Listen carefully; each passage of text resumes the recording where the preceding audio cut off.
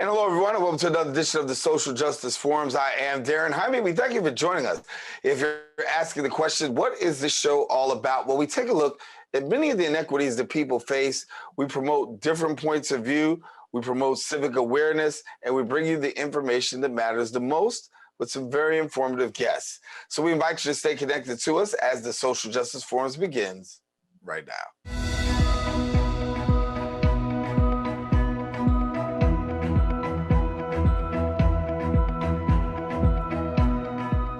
We start off our show talking about the issue of gun violence. And Cure Violence Global is a not-for-profit organization that's aiming to reduce the spread of violence globally through a rigorous scientific as well as a data-driven approach. Now, the organization is guided by the understanding that violence is a health issue. Individuals and communities can transform themselves, as well as community partners and strategic partnerships that are actual keys to their success. We're pleased to have joining us the CEO of Cure Violence Global. We have Mr. Fredrick Echols joining us. And Fredrick, thank you so much for being with us. And as we talk about gun violence, of course, a lot of attention is placed on mass shootings. But the reality is, across America, we've got more and more shootings that aren't of mass proportion that we really have to deal with. You're absolutely right. So unfortunately, a lot of the issues related to gun violence are focused on a few particular incidents. For example, you think about the type of media coverage that mass shootings get. It's disproportionate to the coverage that we get for shootings that happen on a daily basis. But when you really look at the details, mass shootings occur in most vulnerable communities on a daily basis. So you have these shootings and it's become a part of the norm. And so oftentimes media doesn't cover that as much as they'll cover some of the special mass shootings that occur. For example, the shooting that occurred in Uvalde, Texas, as well as Highland Park in Illinois. Those are special situations. But again, when we look at the reality, we know that mass shootings are occurring in some of our most vulnerable communities on a daily basis. When we talk about mass shootings involved on a daily basis, a lot of people pay attention and find out that these are really sometimes inter-community struggles within the community, gang violence. We do have these random acts of shooting. But the truth is there's a lot of gang violence out there. And a lot of this happens within sometimes a 20 by 20 radius. Give me a little bit of insight as to what some of your research has turned up. So what we're finding is that, individuals are more likely to engage in acts of violence if that's what they've been exposed to. And particularly when we look more deeply at the environment where those individuals are living, oftentimes those individuals are living in areas that are under-resourced. Areas where they have continued to suffer from significant disinvestment from local and even federal government, lack of job opportunities, low education attainment, and again, high levels of poverty. So when this situation occurs, you really have groups of individuals who are left to essentially fend for themselves without hope. And so when you have individuals who are left without hope, that really creates a situation, a dangerous situation. That's exactly what we're seeing across the country. So when we look at where the majority of shootings are occurring, these are in areas that I've just described. So high poverty areas that have suffered from decades of disinvestment. And so it's really important for us to look beyond just the individuals that are conducting the acts of violence, but really look at the environment where these individuals are living that helps facilitate or perpetuate the violence that we're seeing. And so part of the model that Cure Violence implements really allows us to remove the focus from the individual or certain populations. So we try to remove issues related to intersectionality, which helps removing issues related to intersectionality helps us really focus on the root cause of the issue. And so we have a three-pronged approach that we implement at Cure Violence. So one is we aim to interrupt violence. So either stop it before it starts, or in cases where a violent act has occurred, we reach out to those individuals who are the victims or even in the victims' network to prevent retaliation from occurring, because that's also a major issue that occurs across the United States. Retaliation occurs pretty frequently in neighborhoods across the country. And so by engaging those individuals who are the victims and their networks and really de-escalating the situation, we're able to prevent additional acts of violence from occurring.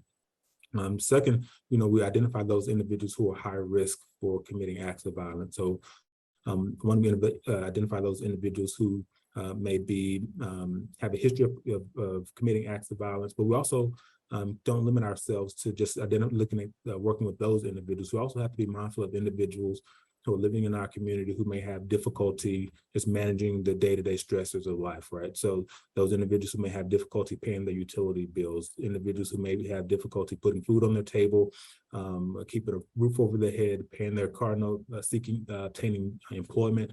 Those can be very difficult situations for individuals. And again, if the individual does not have hope, they're more likely to commit acts of violence. So working with those individuals, enrolling them in our case management program, and then connecting them to the resources that they need is really important. So if an individual needs, rent and mortgage assistance, connect them to organizations that can help them pay those bills. If an individual is food insecure, connecting them to organizations that can help provide food for them and their families. Those things are oftentimes taken for granted by a lot of people in our population. But again, that can be the tipping point for some individuals to engage in acts of violence.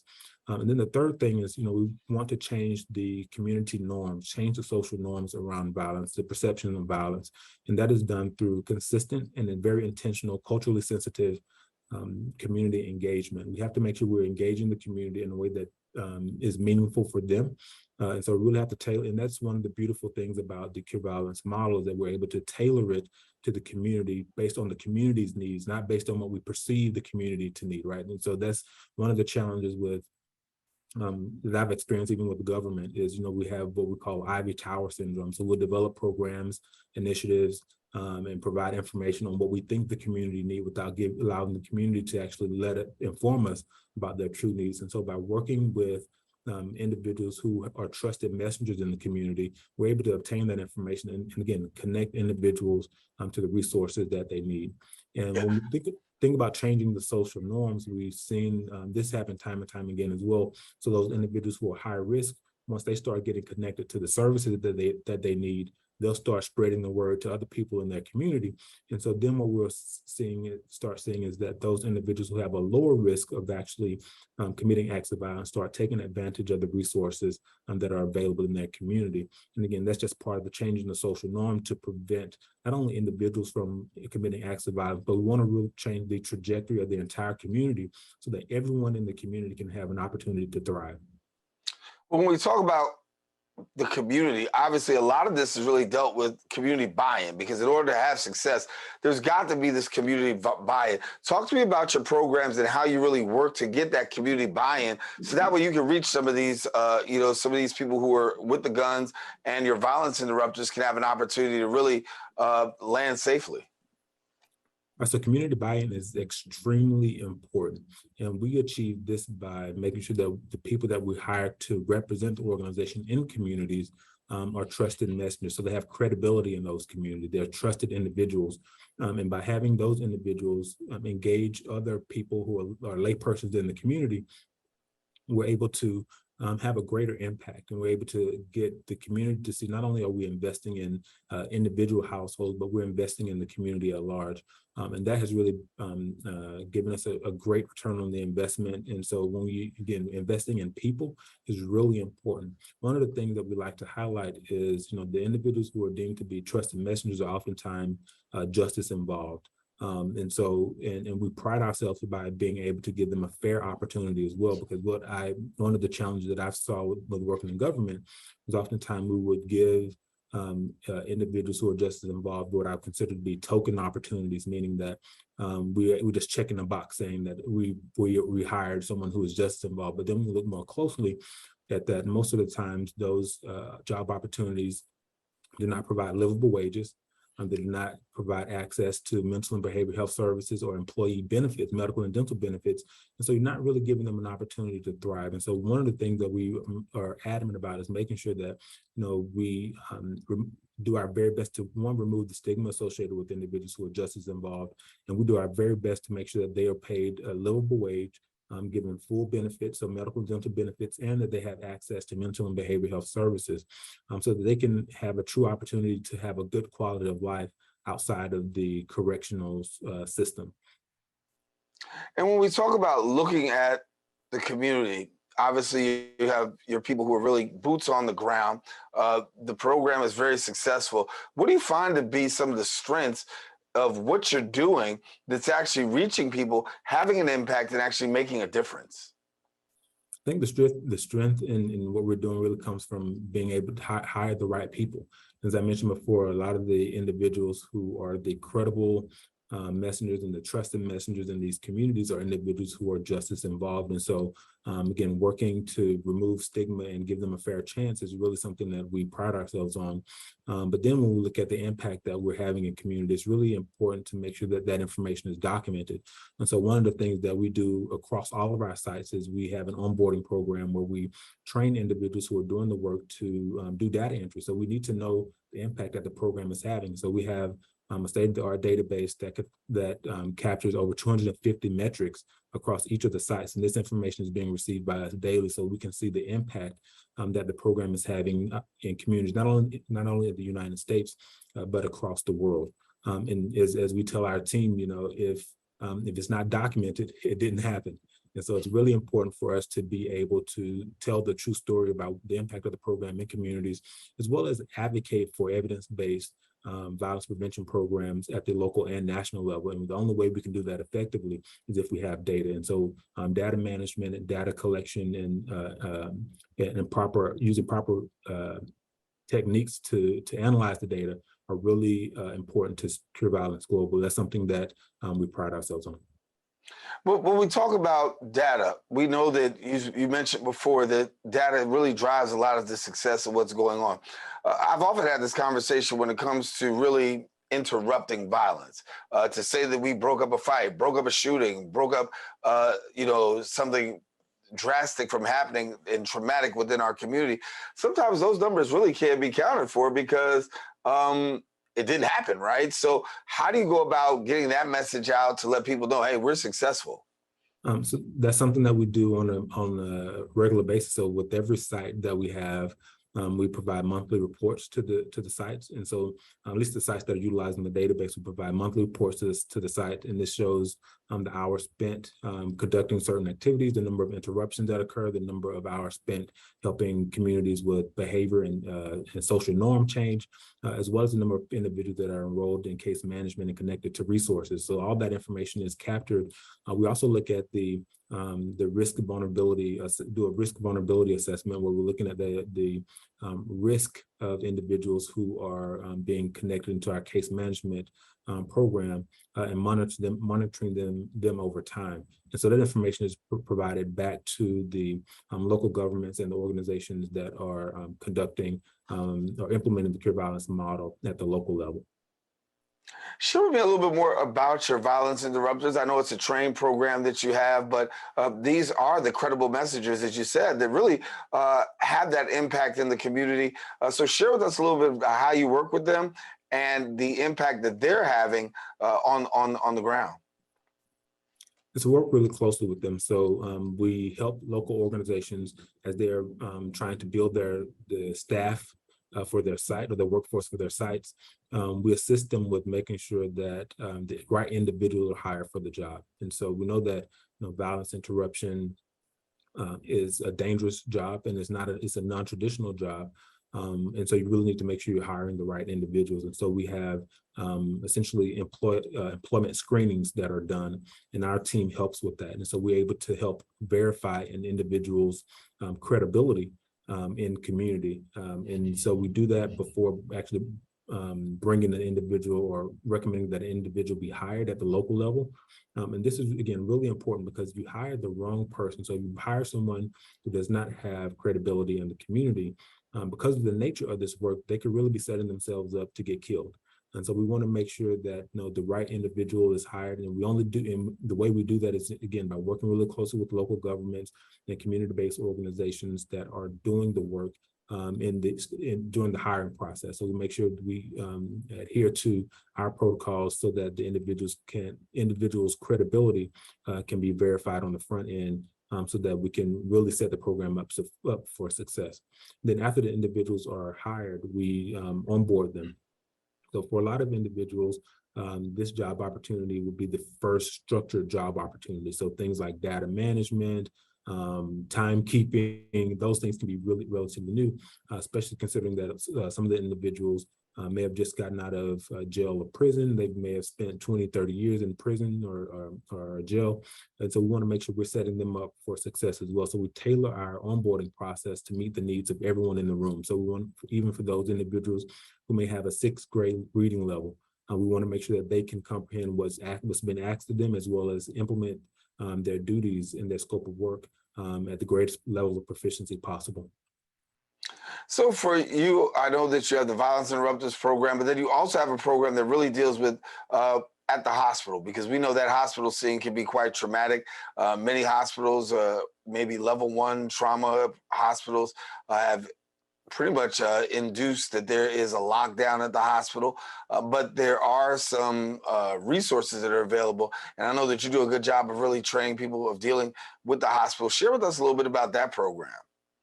So the hospital program is very similar to the community-based program, but we utilize the hospital staff to really connect individuals to other services. So connect them to case management, and also if the individuals are violence interrupters that are working in the hospital, they're able to obtain some additional information around the situation that had happened. And then once the individual is released, if they're released from the hospital, we can have proper follow-up when the individual is back out in the community. So we want we're able to kind of bridge the gap between the hospital and community setting. And that's really important, because we know that each system has its own limitation, but when the systems work together to meet the needs of an individual, that really helps the individual recover from the incident that occurred, but also sets them up for success beyond that particular incident. These incidents happen too far, and I mean, almost too commonly. And when we talk about common incidents, the one thing that I really think about is that there are a lot of families that are impacted, not just on the side of the shooter, but also, well, I should say not on the side of the victim, but the shooter as well. And as a violence interrupter and those who are working with boots on the ground, what kind of resources are available to families of not just the victim, but I want to say also that shooter, because there may be a shooter's family and they may not necessarily be attached to that kind of lifestyle, but yet and still they need services as well. Right, and that's the beauty of the program. So when we're thinking about connecting individuals to resources, it's not just limited to those individuals who are high risk. It's anyone who needs them. So if you, again, you need mortgage and rental assistance, if you need assistance getting food, if you need assistance with job skills training, assistance with obtaining employment, those resources are available to those individuals as well. The goal of the outreach workers and the violence interrupters is one, to plant the seed that these resources are available, then help individuals get connected to those resources.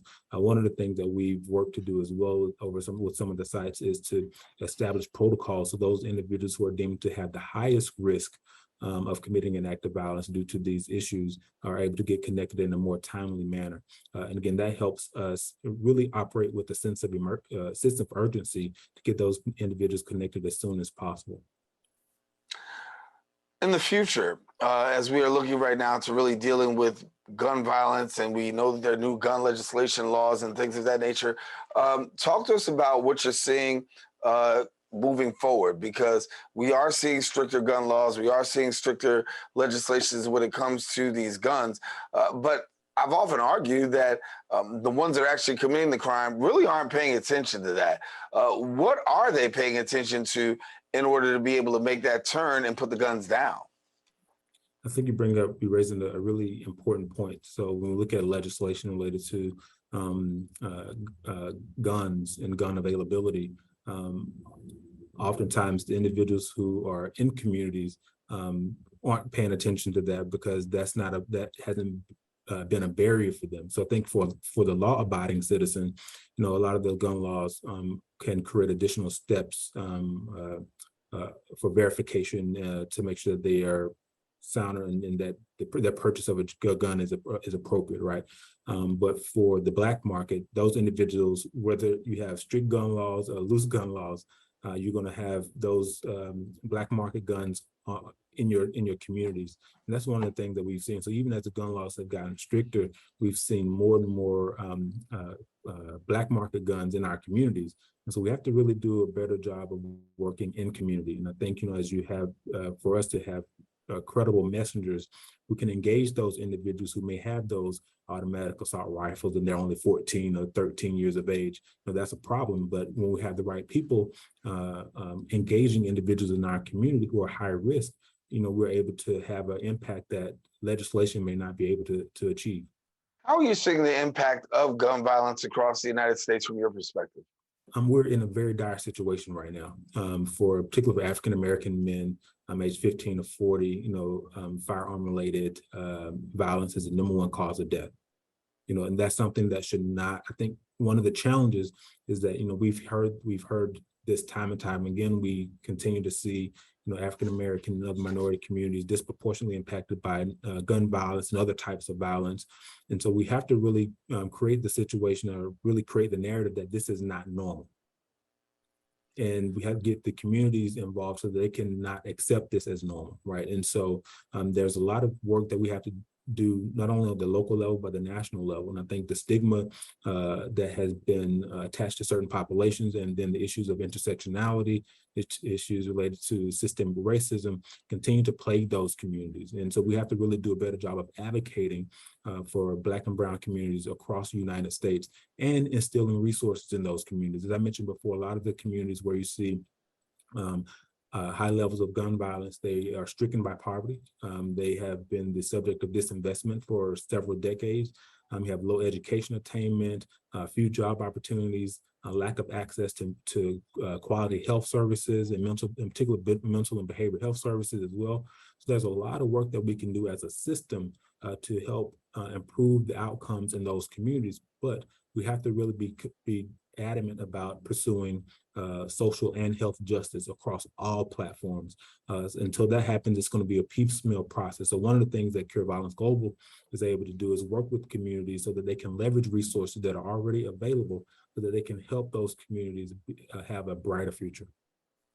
Dr. Echols, share with me a little bit about the United States versus the rest of the world, right? I think we hear a lot of conversation that's had when we talk about what goes on in the United States with gun violence. Our brothers and sisters across the world are looking like, this really isn't a big problem over here. But when we look at the United States, we often are left shaking our heads, because the access to and right to arms is something that a lot of countries really just struggle with, because when you compare the United States to other places around the world, this just doesn't happen. So it's happening across the world. The Cure Violence Global has sites in other parts of the world. We have sites in Honduras, in Mexico, and Colombia. And every jurisdiction suffers from issues related to gun violence. The context may be a little different. And so again, it's really important to be in tune with what's happening in the community and the community's needs, so that you can connect the community to the resources that they truly need, and not just what we think they need. And so by being able to tailor our program to the particular community where it's being implemented, we're able to have a greater impact. For example, in Camalacon, Honduras, years ago, people were not even comfortable being outside for prolonged periods of time because of the level of violence. But most recently, when we did a visit, they were celebrating youth and having a youth showcase, talent showcase in their community. And that is something that was never done before. But because we were able to meet the needs of the community by working with the community and hiring individuals who were trusted and credible messengers, we were able to see a significant change, not only in the number of incidents of firearm-related violence, but also just the overall ability of a community to come together in a way that's safe for everyone. So for people who want to be connected to the work, the movement, and how they can go about being a part, give us a little insight as to how one can participate in this. Yeah, so everyone has a role to play in violence prevention. So, and that can start at the end, within the home, right? And so for parents, we encourage you to start having discussions about what firearm safety looks like, or what firearm safety is for you and your family. It's also important to talk about what firearm safety looks like on a national scale if you have those resources. So having discussions about that within the home is really important. Those are simple. That's a simple thing that individuals can do. Another simple thing that individuals can do is if you have a gun or a firearm in your home, reach out to your local fire department, your local police department, or your local public health department to receive a gun lock so their gun can be properly stored. That's another simple thing. Oftentimes what we're seeing more and more of is young individuals getting access to the guns because they aren't properly stored, and then you have accidental shootings that are resulting in unfortunate loss of life.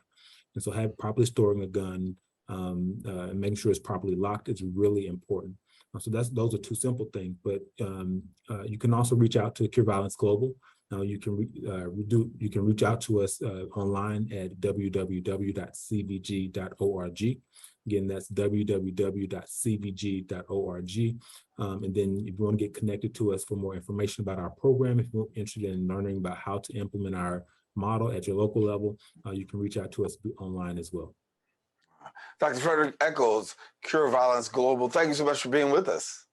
Thank you. My pleasure. Thanks for having me. All righty. Well, we're going to take a quick break. We do have more guests coming up right after this here on the Social Justice Forums. Don't go anywhere.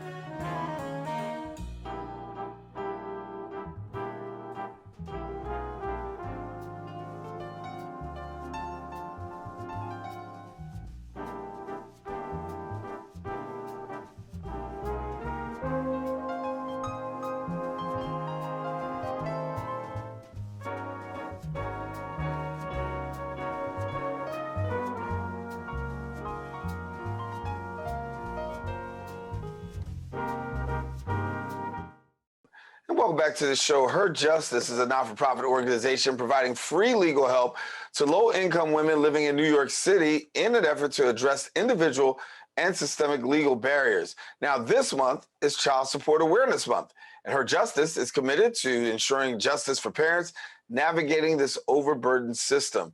And joining us now is the Director of Policy at Her Justice, Rachel Braunstein, and we thank you so much for being with us, Rachel. Thank you for having me, Daren. Rachel, as we talk about this month, I'll start first and foremost talking about Child Support Awareness Month. There are many women across America that are really dealing with the issue of trying to get child support, particularly in low-income communities. So give us a little bit about what you're finding when it comes to child support. Sure. So Her Justice has been working in the area of family law and divorce and immigration for almost 30 years. Child support is a key issue for us. We provide extensive representation, lawyers in court, for women who need to go to family court in New York for child support. What we've learned from 30 years of doing this work is that that process is hard. It is lengthy. It is often confusing. The statistics show that statewide in New York, only about 10% of parents in the child support courts, in family court, have lawyers. So what you have is parents facing a very complex system, which again often takes months, if not years, to get child support. And we provide the lawyers that we can through our pro bono model, where we have lawyers at the major law firms in the city providing free representation, but we're not able to address the full scope of need in New York City. And many other organizations like ours aren't either. So we have studied the issue. In addition to representing folks in child support, we embarked on a 2-year court watch project back in 2017, where we observed almost 800 court appearances in the family courts relating to child support to look at the problem from another angle. What's going on in these cases and what can we do about it? And so when we look at these cases, let's talk about some of the barriers. What are some of the barriers that we're seeing in these cases? So let me first say that child support is absolutely critical. As you point out, it's absolutely critical income for single parents. And there are many single parents in New York, of course, and nationwide. The vast majority of single parents are mothers. Her Justice represents women, and many of our own clients are mothers. So you've got a critical source of income for families in child support, but you've got a system that makes it really hard to get that child support. And this is for all families, right? Her Justice works on behalf of women, but we're very interested in and committed to ensuring that the civil justice system, including child support, works for all families. So barriers. It is very complex to get child support in the New York family courts. That is because a system by lawyers makes it hard to understand what is necessary to provide to the court so that you can get the help you need. It requires financial literacy, which is an issue that we see among many low-income and poor folks. That is that remains a problem. Child support requires parents to prove their income, and this can be hard for some people. And navigating the system without a lawyer is not so easy. Add to that the rampant delays that we see in the family courts to get child support. So as I mentioned, this court watch project that we conducted, we saw that on average, the court appearances lasted about 11 minutes. And more than half of those appearances were adjourned or postponed down the road. So you've got short court appearances and a lengthy overall case in court, months, if not years. And so your critical financial relief in child support is delayed. And that is problematic for people raising children on their own. Child support for our clients is the critical bridge to putting food on the table, paying rent. For our clients who are survivors or victims of domestic violence, child support provides that critical financial stability so that they can remain free from an abusive relationship. So a combination of barriers plus the critical nature of the child support for a family has made it a key issue for her justice in our policy and advocacy work. So when we talk about policy and advocacy, obviously there are a lot of things that you're fighting for, would like to see. I want to talk about what could make the system better in terms of helping these women who really have, this is their sole, sometimes it's their sole source of income, or that additional support that's actually needed to help their family make it through. That's right. So one of the things we've been really interested in, and in fact wrote legislation around, is expanding the menu of options for parents in New York to get child support. As I alluded to, child support is almost exclusively handled under the current practice and protocol and laws in family court. So whether you have a complex situation of income between the parents or a very straightforward one, two W-2 wage earners, you have to file a petition in family court and go through a lengthy process, which is essentially litigation, a court case. That is appropriate for some people who need the resources of the courts and the attentions of judges and magistrates, but not every family needs to go through litigation like that to get child support. Some families agree on what income is available to support their children. Again, if you have two parents who earn W-2 reportable wages, there's no dispute, and the state law provides a calculation or a formula for how to determine child support. That family doesn't need to toil away for months in court.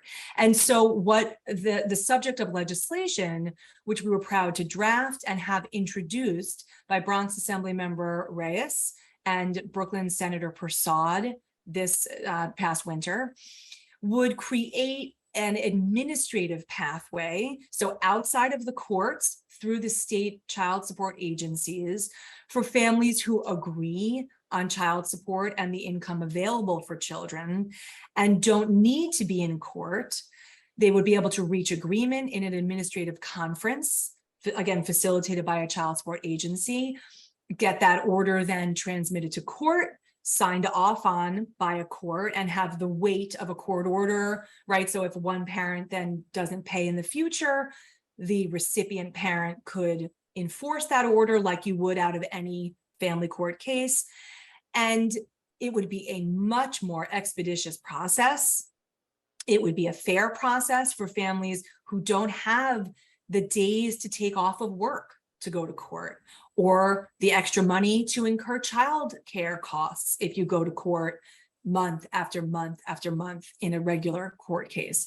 So this would add to the menu of options for families to get fair, equitable, expeditious child support. And many other states have this model. About half of the states in the country have a model like this. And we are very much hoping that New York would do this as well.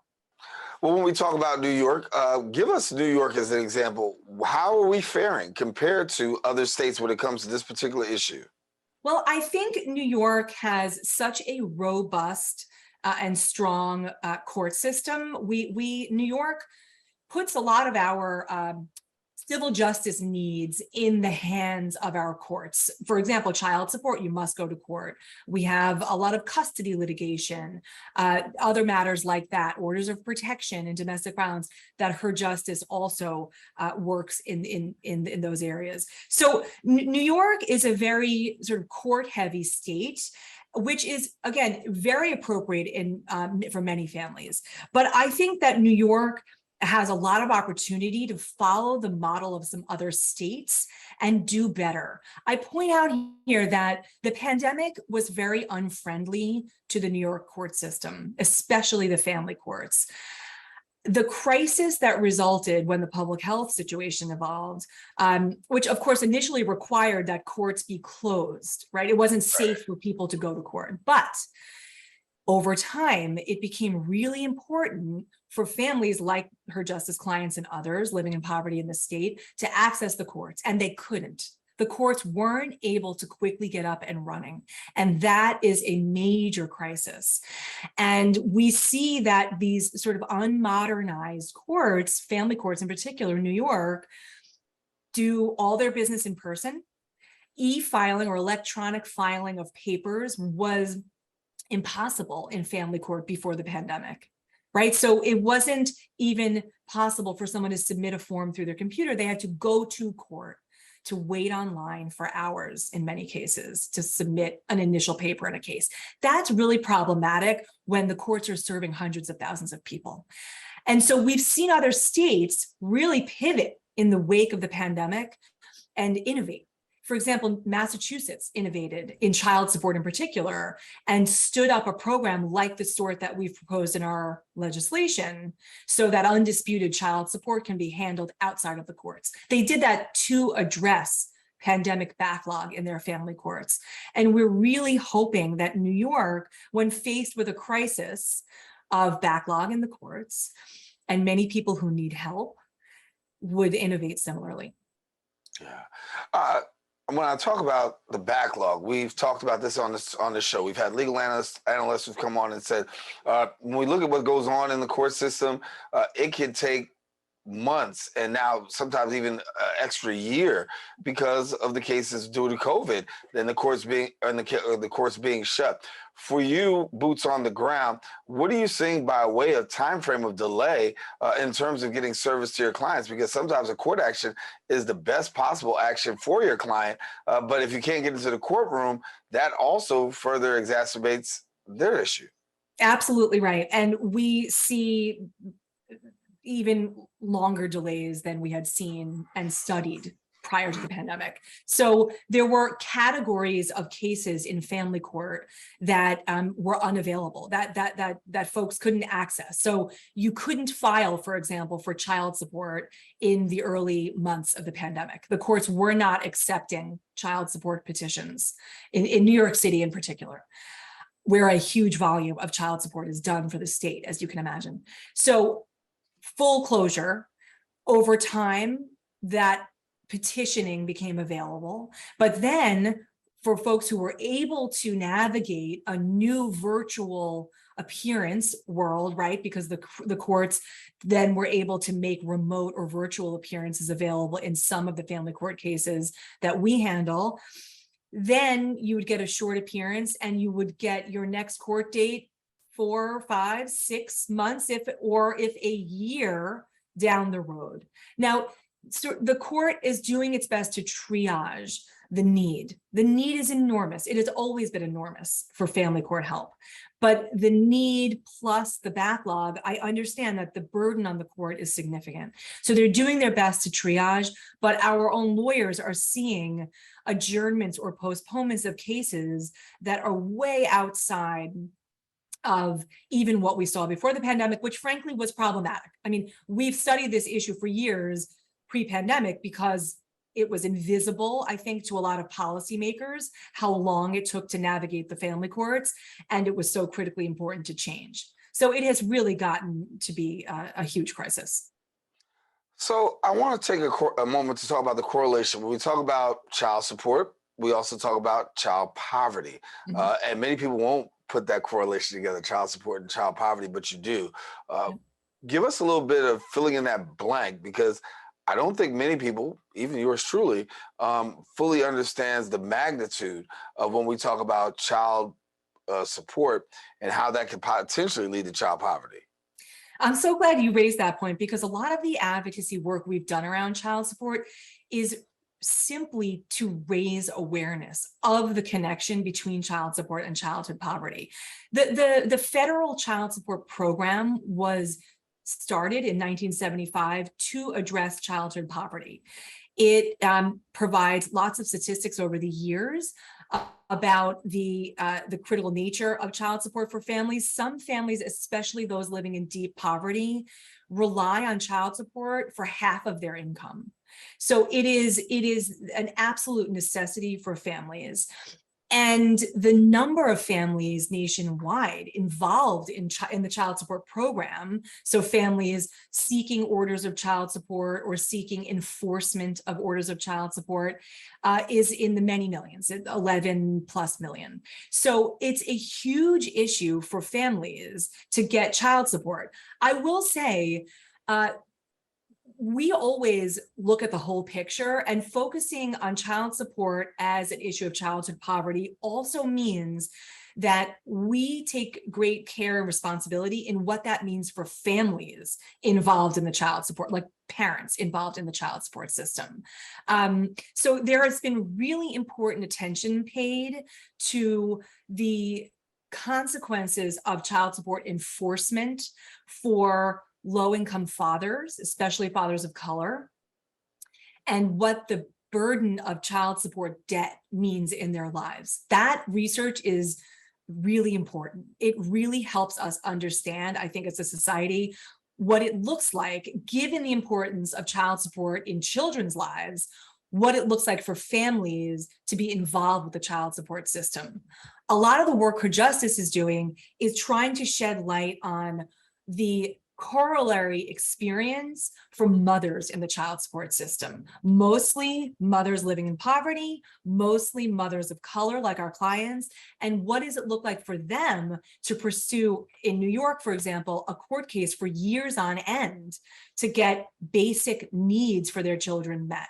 And the research is unequivocal that money for children means better outcomes, health outcomes, educational outcomes, you name it. There's no question about that. So what I think we need to do, and what Her Justice has been working towards, is doing better by families so that families can more efficiently, effectively, and equitably get the support that their children need. So for the future, what do you have your eyes on? What are you looking at in terms of really advocacy? And how can the public play a part in really supporting your work? Well, I stress this point about a menu of options for folks who are living in poverty. We have a civil justice system and a legal system in general that is navigated more easily if you have resources. But if you don't have resources, you have fewer doors to walk through to get the help you need. And you can't get the help you need other than walking through those doors.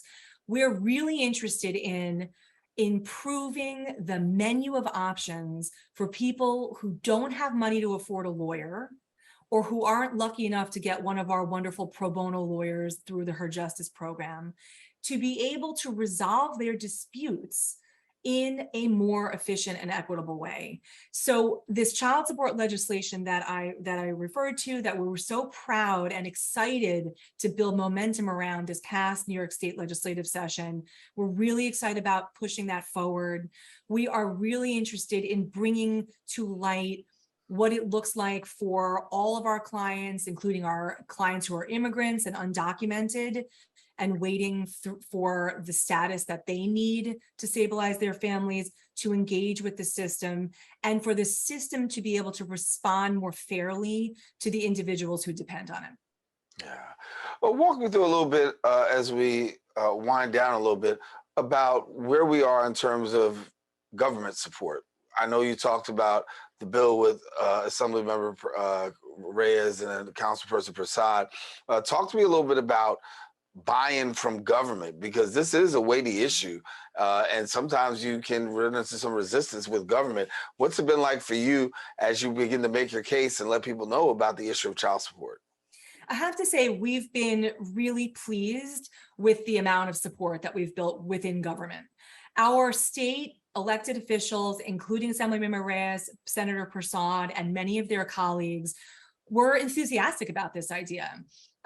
In fact, one of the legislative caucuses, the Black, Hispanic, Puerto Rican, and Asian caucus, adopted this legislative proposal as one of their People's Budget 2022 priorities, which was a strong show of support. And we've built support in city government to act as a sort of companion to the state legislators who would pass the law, because it is a state level proposal. City government also is really interested in and I say in particular city council, really interested in this as an innovative approach to solving this problem of getting fair child support.